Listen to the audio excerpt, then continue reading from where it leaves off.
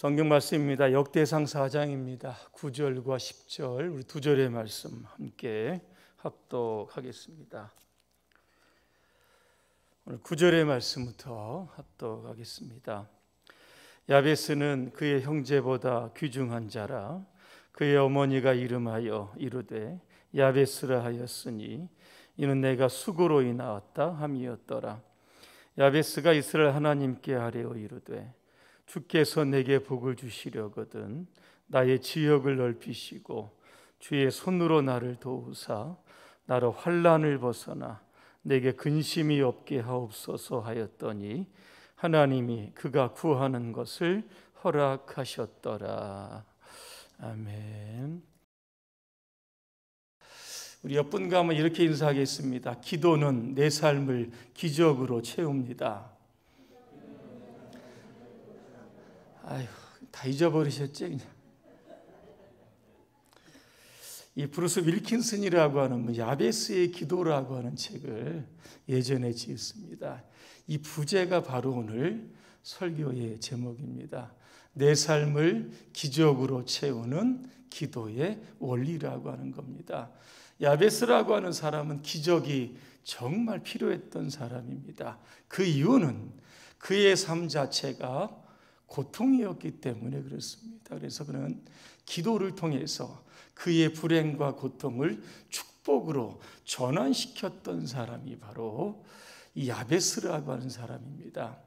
야베스의 원래 이름은 원래 이 고통이라고 하는 겁니다. 어머니가 그를 낳아서 이름을 지었는데 야베스, 고통이 이렇게 지었다는 겁니다. 여러분 이상하지 않습니까? 부모가 자식 이름을 그렇게 짓는 경우가 어디 있습니까? 정상적인 부모라고 하면 아이의 이름은 일단 부르기 좋아야 되고 듣기 좋아야 되고 그 이름 속에 하나님의 축복과 희망이 담긴 그러한 이름을 지어줘야 되는데 야베스, 이 고통이라고 하는 이름을 태어나면서부터 이렇게 지었다라고 하는 겁니다. 구약시대 사람의 이름을 지을 때는 자신의 처한 환경에 따라서 이름을 짓기도 하고 시대가 처한 상황에 따라서 이름을 짓기도 했습니다. 예를 들면 이 모세라고 하는 뜻이 무슨 뜻입니까? 건져냈다는 겁니다. 당시 시대적 상황에서 이게 죽을 수밖에 없는데 어머니가 그냥 나일강에다 갈대 상자에 이렇게 띄어서 아이를 이렇게 띄운 거죠. 그래서 앞으로 모세가 이 출애굽의 역사를 이끌어내는 위대한 인물로 쓰임받게 되는 겁니다.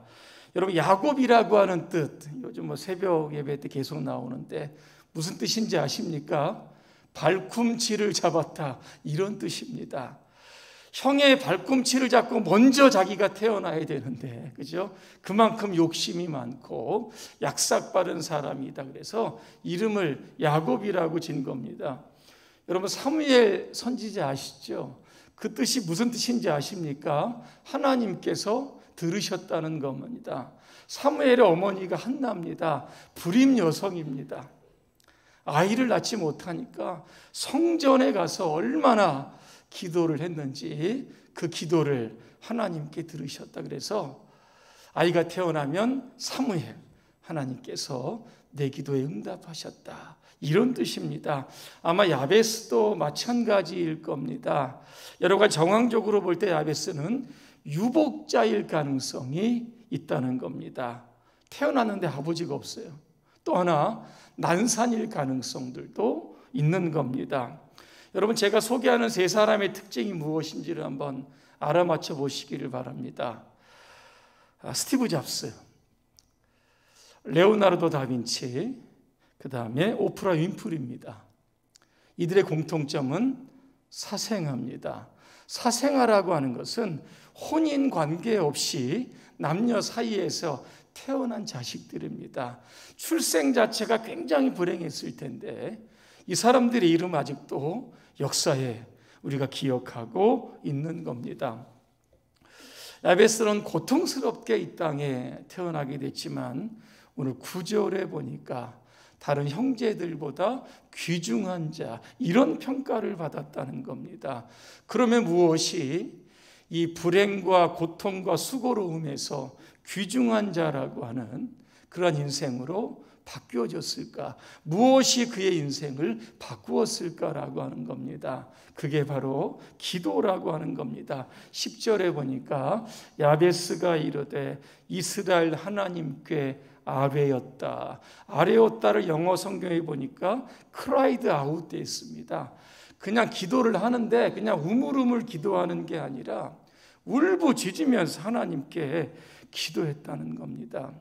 예레미야 33장 3절에 보니까 너는 내게 부르짖으라 내게 내가 응답하겠다 그랬습니다. 하나님은 우리에게 울부짖는 기도를 때때로 요청하실 때가 있다는 겁니다. 바닷가에서 인명구조를 하는 사람에게 누군가 이렇게 물어봅니다.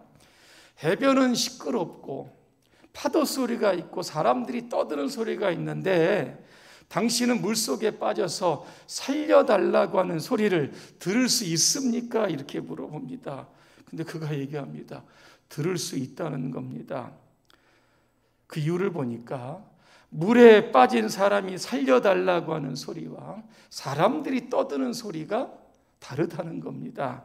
또 하나, 물속에서 수영하기 위해서 휘젓는 이 손의 움직임과 물에 빠진 사람이 허이적거리는 그런 손의 움직임이 다르다는 겁니다. 자기는 그것을 들을 수 있고 분별할 수 있다는 겁니다.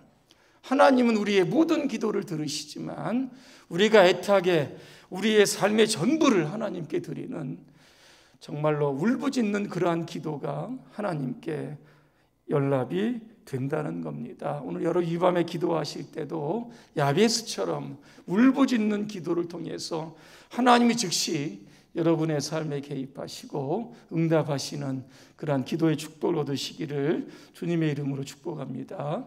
우리 야베스는 4가지의 제목을 가지고 기도합니다. 첫째가 뭐냐면 주께서 내게 복 주시옵소서 그랬습니다. 예전 성경에 보니까 복의 복을 더하사 그랬습니다. 한국교회가 1970년대부터 굉장히 부흥을 하게 됩니다. 강단에서 물질적인 복을 상당히 외쳤습니다. 그래서 사람들은 기독교는 기복주의적인 종교다 그렇게 이야기하고 있습니다. 여러분 기독교는 하나님께서 복을 주시는 종교입니다. 자, 문제는 이게 진정한 복인지 기복주의적인 복인지를 구분할 수 있는 방법이 있습니다. 이게 뭐냐면 시편 73편 28절에 이렇게 되어 있습니다. 하나님께 가까이 함이 내게 복이다 그랬습니다. 다시 말하면 하나님께서 나에게 복을 주셨는데 그 복 때문에 하나님께 더 가까이 가면 이건 진짜 복인 겁니다. 그런데 하나님이 주신 복, 여기에 한눈이 팔아서 하나님과 계속 멀어지고 있다라고 하면 이게 바로 기복주의적인 신앙이다라고 하는 겁니다. 오늘 야베스가 구한 복은 이런 겁니다. 하나님, 저는 고통과 수고로움 가운데 태어났습니다. 나의 이 한계적인 상황, 이 불행한 상황을 극복할 수 있도록 하나님 제발 좀 도와주십시오. 어떻게 보면 이 정신적인 복을 구했던 것이 바로 야베스의 첫 번째 기도 제목입니다. 두 번째 보니까 나의 지역을 넓혀달라 그랬습니다. 예전에 보니까 지역이 지경이라고 되어 있습니다. 땅과 영토라고 하는 건데 이미 여호수아가 가나안 땅을 정복했을 때 12지파에게 땅을 이미 분배해 놓은 그러한 상황입니다. 그런 상황에서 오늘 야베스가 더 많은 땅을 달라고 구했을까? 그것은 아니라는 겁니다. 오늘 나의 지역, 나의 지경을 넓혀달라고 하는 것은 자신의 삶의 영향력을 조금 확장시켜달라고 하는 기도였다는 겁니다. 역대상 2장 55절에 이런 말씀이 있습니다. 야베스에 살던 서기관이 그랬습니다. 야베스라고 한 이름이 지명이 되어버린 말씀이 나왔던 겁니다. 서울에 가면 사람의 이름을 따라서 지은 그 도로들이 많이 있습니다. 뭐가 있습니까? 충무로도 있고 세종로도 있고 율곡로 이런 것들이 많이 있는 거 없습니다. 자, 야베스의 이름이 지금 지명으로 사용되었다.